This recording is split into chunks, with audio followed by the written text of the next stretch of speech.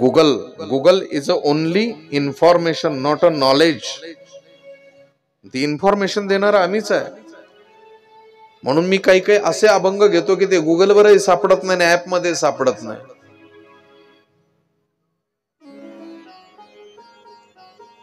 लोक म्हणतात ह्याच्यात नाही, ह्याच्यात नाही म्हणजे काय? त्याचा काय संबंध आला? तुम्ही जर गाथेच बघत नाही तर तुमचे माथे कधी ठिकाणावर येणार आहे? म्हणून मी मुद्दामून ते 2 स्क्रीनशॉट काढले आणि त्याचा प्रमाण शोधलाय. एवढा मुद्दा पूर्ण करतो, माझी वेळ संपुष्टात आलेली आहे. फक्त मी एवढा मुद्दा पूर्ण करतो आणि बाबांच्या तेवढ्या प्रश्नाचं उत्तर देतो. मी तेवढं उत्तर दिलं की मग मी सुटलो. चालेल ना बाबा? 3च अभंग आहेत शांतीब्रह्म एकनाथ महाराजांच्या गाथ्यामध्ये. 3च अभंग आहेत. मानभाव प्रकरण, महानुभाव असं म्हणतात, पण मानभाव प्रकरणाचे 3च अभंग आहेत. आणि लबाडीनं स्क्रीनशॉट काढले तर ते लबाडीनं त्याच्यामध्ये पूर्ण विरोधाभास दिलेला आहे. त्याच्यामध्ये एक अभंग फक्त मी सांगतो. जाहलो आम्ही मानभाव, आमच्या देही भोळा भाव. महानुभाव झाल्याच्या नंतर त्याच्या अंतःकरणामध्ये भोळा भाव असतो. भावावर आरूढ व्हायचं असेल तर महानुभाव व्हा, हे नाथबाबांचं मत आहे. आम्हा दुजेपणा नाही, हसू खेळू भलते ठाई. इथे दुजेपण नाहीये. इथे जात पात पंथ भेद किंवा तू वेगळा आणि मी वेगळा, ही वितुष्ट आणि वितंडवादी भूमिका नाहीये. हसू खेळू भलते ठाई किंवा एकत्र आम्ही नाचू गाऊ, जपू सदा कृष्ण नाम, नाही अनेकांचे काम. कायमस्वरूपी आम्ही कृष्ण नाव जपू, त्याच्या व्यतिरिक्त काही जपणार नाही. एक श्लोक आहे तेवढा सोडवतो आणि मग मी या श्लोकाकडे येतो. अनन्यश्चिंतयन्तो माम ये जना पर्युपासते तेषां नित्याभियुक्तानां योगक्षेमं मोहाम्यम. अनन्य भावाची शरणागती, मी त्याचा योगक्षेम चालवतो. योग म्हणजे अप्राप्त वस्तूचं प्राप्तीकरण, क्षेम म्हणजे प्राप्त वस्तूचं संरक्षण. अनन्य म्हणजे काय? एका गावामध्ये एक खूप मोठे महात्मा आले, ज्ञानी होते. ये चमक ये दमक, काय सांगावं. एक बिचारा शेतकरी होता. त्या शेतकऱ्यानं काय केलं, डोक्यावरचा जो भारा आहे तो भारा खाली टाकला आणि त्याच्यावरती बसला.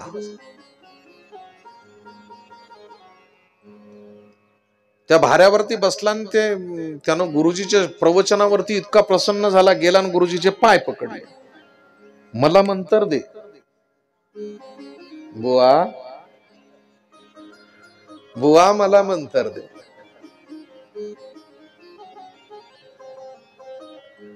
शेवटी बुवा वैतागला आणि त्यानं सांगितलं, अरे बाबा तुला काय मंत्र देऊ रे?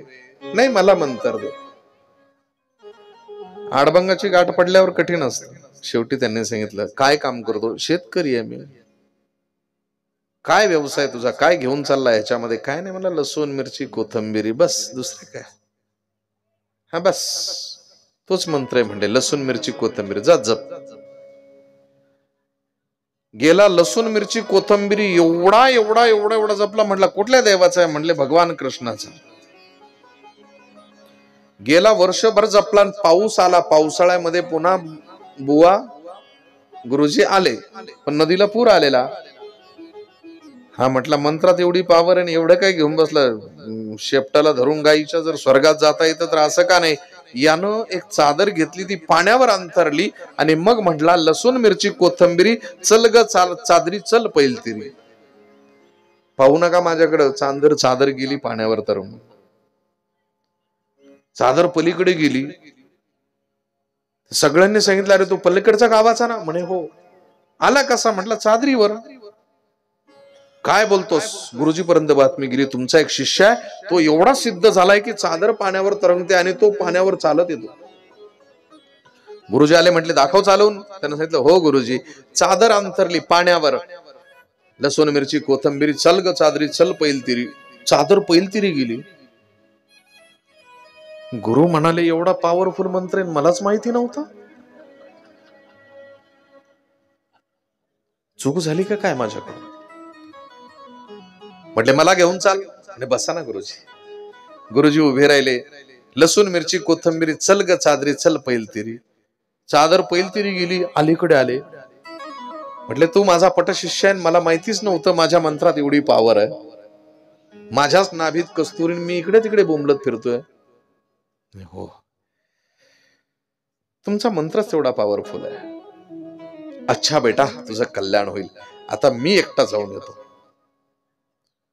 साधू चादरीवर उभा राहिला, चादर लगेच पाण्यात काढला बाहेर. मग त्यानंतर त्या साधून त्या मुलाला विचारलं की काय रे बाबा, तू हा मंत्र जपला, तुझा सिद्ध कसा झाला? त्यानं सांगितलं तुम्ही सांगितलं ना अनन्य भावानं ते शरणागती असावी. म्हणे मग अनन्य म्हणजे काय? मला या शब्दाचा अर्थ विचारायचा होता म्हणून तुमच्याकडे आलो. मी तर कायमस्वरूपी कृष्ण नामच जपत होतो, म्हणजे कृष्णाला देव मानून लसूण मिरची कोथंबिरी म्हणत होतो. म्हटलं अरे बाबा तसं नाहीये, त्याचं कारण असं आहे की अनन्य म्हणजे देवी, खंडोबा, म्हसोबा, हे बाकीचे जे देव आहेत, सरस्वती, गणपती, सूर्य, चंद्रमा, ह्या देवांना बाजूला ठेवायचं, फक्त कृष्णावर कॉन्सन्ट्रेट व्हायचं. तो म्हटला कोण आहे ते सरस्वती गणपती कोण आहे? मला नाही माहिती, मला कृष्णाशिवाय काहीच माहिती नाही. कारण तुम्ही सांगितलेला कृष्ण तेवढाच मला माहिती आहे. याला म्हणतात अनन्य, एकाच्या व्यतिरिक्त. नाही तर रस्त्यानं बायकोनं ब्रायडल करून जरी चालली आणि दुसरी एखादी भांडे डोक्यावर घेऊन जरी चालली, भांडे हे भांडे, तिकडे नजर जाते. याला अनन्य म्हणता येत नाही. स्लॉट एकच आहे ना मोबाईलचा, 4 सिम कार्ड खरेदी करून काय करायचं? म्हणून अनन्य भावानं ह्याही देवाची करतो, त्याही देवाची करतो. नवरात्र आले की देवीची उपासना, भाद्रपद आले की गणपती. हंगामी देव बदलण्याच्या भक्ताला किंवा साधकाला देव कधीच प्राप्त होत नाही. म्हणून महानुभव पंथामध्ये, इतर संप्रदायामध्ये काही चालत असेल, कुठलाही देवाला कुठला इव्हेंट साजरा करतात, पण इथे कृष्ण जन्माष्टमी, कृष्ण आणि कृष्ण आणि कृष्ण. म्हणून नाथ बाबा सांगतात की एकच काम, दुसऱ्याचं काम नाहीये, एकाच भजन करतात.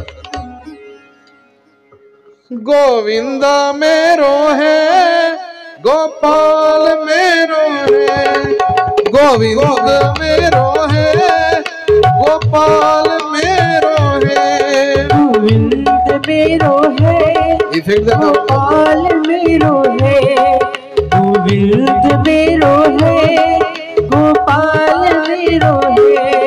श्री बाके बिहार नंदलाल मेरो है.